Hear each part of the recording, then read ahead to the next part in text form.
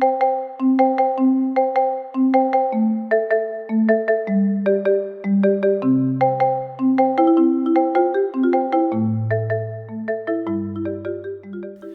there, my name is Timothy Sparks, and this is my friend Terrie Martin. And I helped him promote these books, put them on Amazon. I find formatters, artists. I do everything I can to put these on Amazon. There's a lot of self-help out there for it. I encourage you to try it. Everybody can write a book. Why don't you hand me one of those and let me show you? I'm really proud about this book and really excited that I was able to get it out because it took almost 6 years to write, off and on. When I was a child, I got exposed to the museum in Los Angeles and was exposed to mammoths and saber-toothed tigers and all those things, and it fascinated me. So in college, I made sure I took a lot of anthropology classes. And I did a lot of research for this particular book. It is a work of fiction, prehistoric fiction, and it takes place at 12,000 BC in the early stages of civilization. And mostly this is about early medicine. And the first doctors really were herbalists. And they learned how to cure and treat people with herbs and different minerals and all kinds of different things. And I did a lot of research over the years to get this book out. There's a sequel coming to this in the future.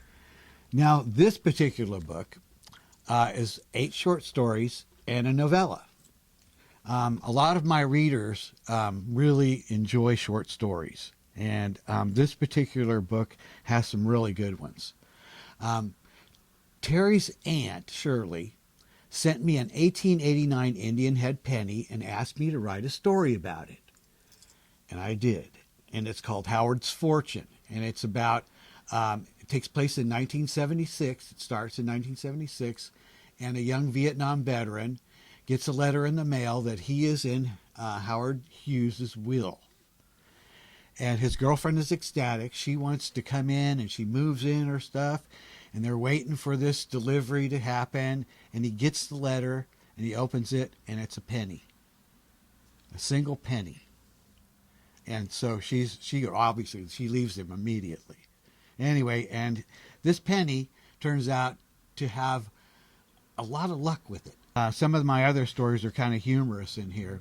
I have a spy whose brain is transferred to a fly. And while he's drooling in a straitjacket, this fly goes on secret missions in diplomatic pouches to certain places to learn certain things. On Facebook one time, somebody posted a picture of these 3 young girls from the early 1900s who were child laborers, and they were forced to work in the oyster shucker business. And their hands were all crippled. I wrote a story to avenge them. Vengeful nightmares. Now, let's get to Forever. Forever is about a town in Oregon in 2059 following nuclear war, city wars where they fought over the many different warehouses to keep supplies. The temperatures, daytime temperatures average 135 degrees, so people are nocturnal. And a religious fanatic comes into town with this device, and it turns water, which is gold, and it multiplies it by 10 to this liquid he calls divinity. And the whole town rallies around this guy, but he's a nutcase. Anyway. Now here we have my trilogy.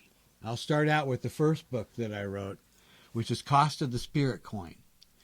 Now I have a detective named Jack Murphy and his twin sister Jillian.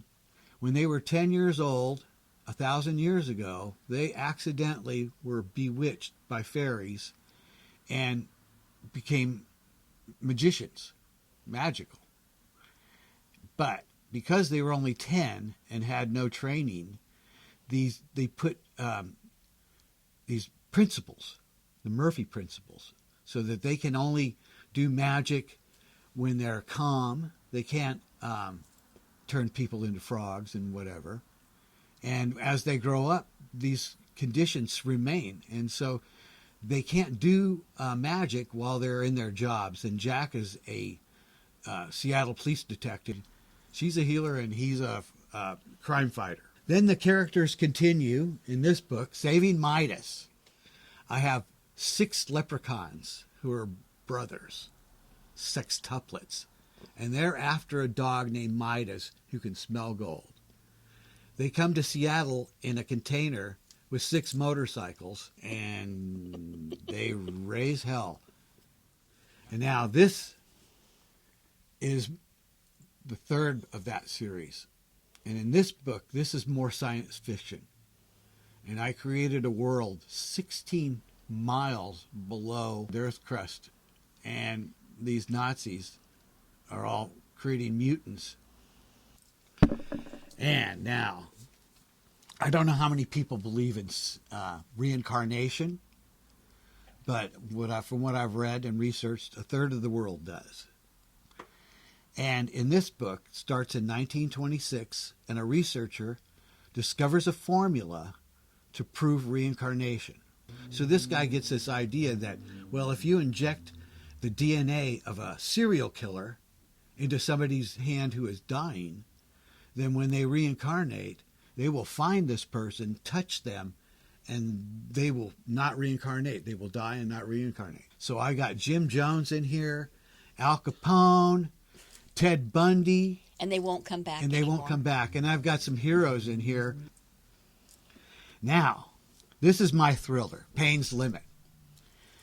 I had this thought in my head of home incarceration for years.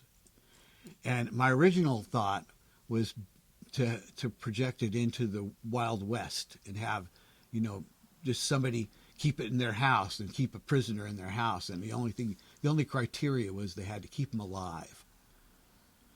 Anyway, so I changed that and made it a high-tech container, a transparent container. And he has a treadmill, and he has a TV screen. He has 3 TV channels, and he lives in a basement. And he can be punished by the people if he doesn't do what they want. He can be punished electronically. But he's an innocent doctor, and he was framed. Now, this is my first published book, Pipe Dreams and Nightmares, 13 short stories. And I had a lot of fun, and I'm all over the place, where I have stories of every kind in here. I've got a witch story. I've got a story where weeds take over. I have a great story about powder monkeys. People don't realize that back in the Revolutionary War, they conscripted young boys to work as powder monkeys. And a powder monkey was a kid who would carry powder from the magazine down below the ship to the cannons. And they used little kids because the snipers that were up in the lofts, up in the sails, were trying to shoot them because their job was to keep that powder from getting to the cannons. And so it was a very, very dangerous job. And most of these kids didn't survive. In this and book, this has a story about that. Now, last but not least, bugs don't bug me. All right. Terrie's grandniece was afraid of bugs, and I met her one weekend.